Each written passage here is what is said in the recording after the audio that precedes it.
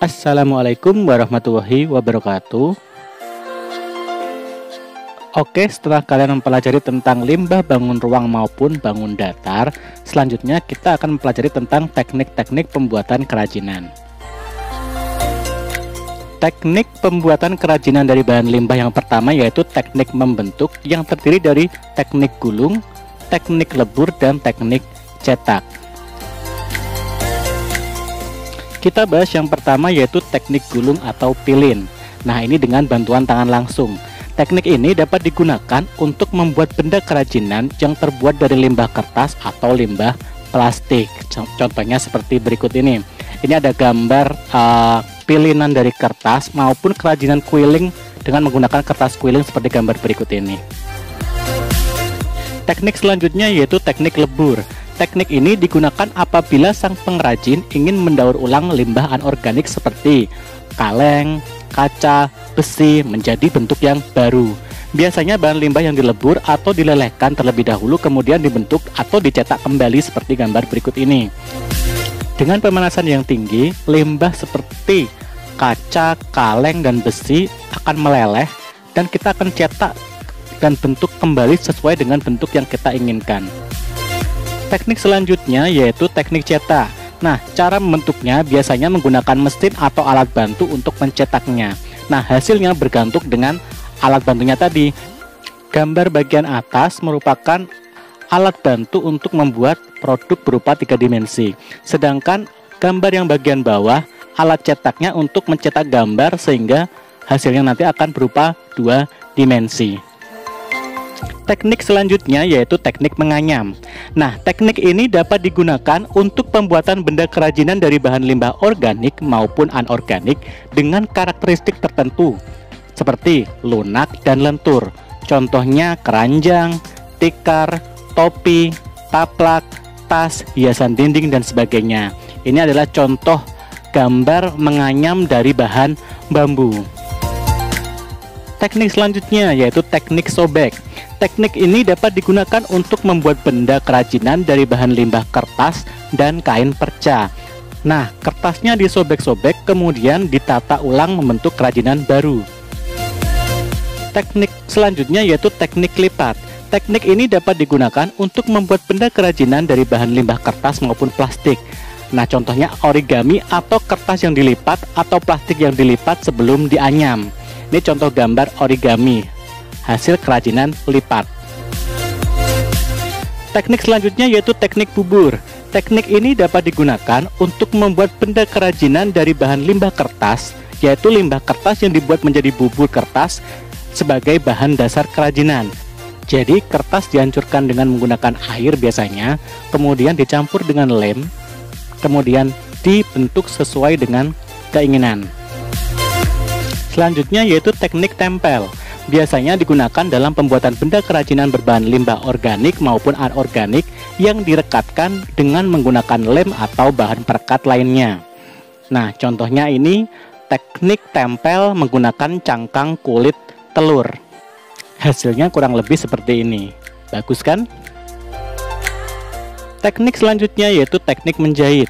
Nah, teknik ini merupakan proses dalam penyatuan bagian-bagian kain atau bahan lain yang telah digunting berdasarkan pola. Bisa menggunakan mesin atau menggunakan jarum dan tangan seperti gambar berikut ini. Teknik selanjutnya yaitu teknik memotong. Nah, ini juga bisa digunakan untuk bahan limbah organik maupun anorganik. Nah, alat yang bisa digunakan biasanya merupakan alat-alat pemotong seperti pisau. Nah, contohnya gambar berikut ini ada pemotongan bagian dari limbah anorganik botol bekas. Selanjutnya yaitu teknik bubut. Nah, perhatikan dua gambar berikut ini. Nah, teknik ini menggunakan mesin bubut atau mesin perkakas yang berfungsi untuk membubut permukaan bulat atau silindris, membubut penampang benda kerja, membubut ulir, membubut alur, membubut permukaan benda konis, dan membubut dalam. Prinsip gerakan utamanya adalah gerakan berputar. Nah, gerakan berputar inilah yang dimanfaatkan untuk pemotongan logam atau kayu, sehingga bentuknya sama. Selanjutnya teknik ukir. Perhatikan dua gambar berikut, ini adalah cara kerja dan alat untuk mengukir. Nah, teknik berkarya seni rupa pahatan dengan cara membentuk atau mengurangi bagian yang diukir dengan menggunakan peralatan ukir. Apa alatnya? Yaitu palu kayu dan tatah. Selain itu, motif ukir juga beragam macamnya. Contohnya dari paling kiri itu ada motif ukir Pajajaran, kemudian ada motif ukir Mataram, dan ada motif ukir Bali dengan ciri khasnya masing-masing. Kemudian ada motif ukir Madura, motif ukir Jepara, dan motif ukir Semarang. Selanjutnya yaitu teknik pahat. Perhatikan dua gambar berikut ini. Nah, teknik ini dilakukan dengan cara mengurangi suatu bagian tertentu pada bagian pembentuknya, yang nantinya akan menghasilkan bentuk patung sesuai dengan yang diinginkan. Bisa menggunakan bahan batu maupun bahan kayu. Selanjutnya yaitu tahap proses penciptaan karya kerajinan unsur dengan mengambil budaya lokal. Kita akan bahas satu persatu. Nah, yang pertama yaitu observasi budaya lokal yang ada di daerah tertentu. Misal, contohnya gambar berikut ini. Jika ingin menuangkan unsur budaya lokal, sebaiknya harus mengetahui apa saja dan ciri khas dari budaya suatu tempat. Misal, bangunan dengan ciri khusus, tarian dengan gerakan yang khas yang akan dijadikan sebagai objek inspirasi budaya lokal. Selanjutnya yaitu menggali ide dari berbagai sumber. Nah, penggalian ide dari berbagai sumber diperlukan sebagai bahan referensi dalam proses penciptaan suatu karya dan dapat dimanfaatkan untuk menghasilkan suatu karya kerajinan inovatif dan model baru. Referensi dapat kita dapatkan bisa melalui datang ke objek langsung ataupun sumber lain seperti buku, internet, TV, baik yang sudah ada ataupun baru mau diciptakan. Kemudian kita inovasi sehingga menjadi produk kita sendiri. Selanjutnya yaitu menentukan bahan dan fungsi kerajinan. Nah, kita menentukan mau menggunakan bahan apa, kemudian fungsinya untuk apa. Jadi bahan dasar yang digunakan nanti berpengaruh terhadap fungsi dari sebuah produk kerajinan, dan demikian pula sebaliknya. Jadi masih ingat kan benda pakai dan benda hias seperti apa? Setelah itu, apa yang harus dilakukan? Yaitu membuat beberapa sketsa dan menentukan sebuah karya yang terbaik. Jadi membuat beberapa sketsa, kemudian kita akan memilih sketsa yang terbaik menurut kita.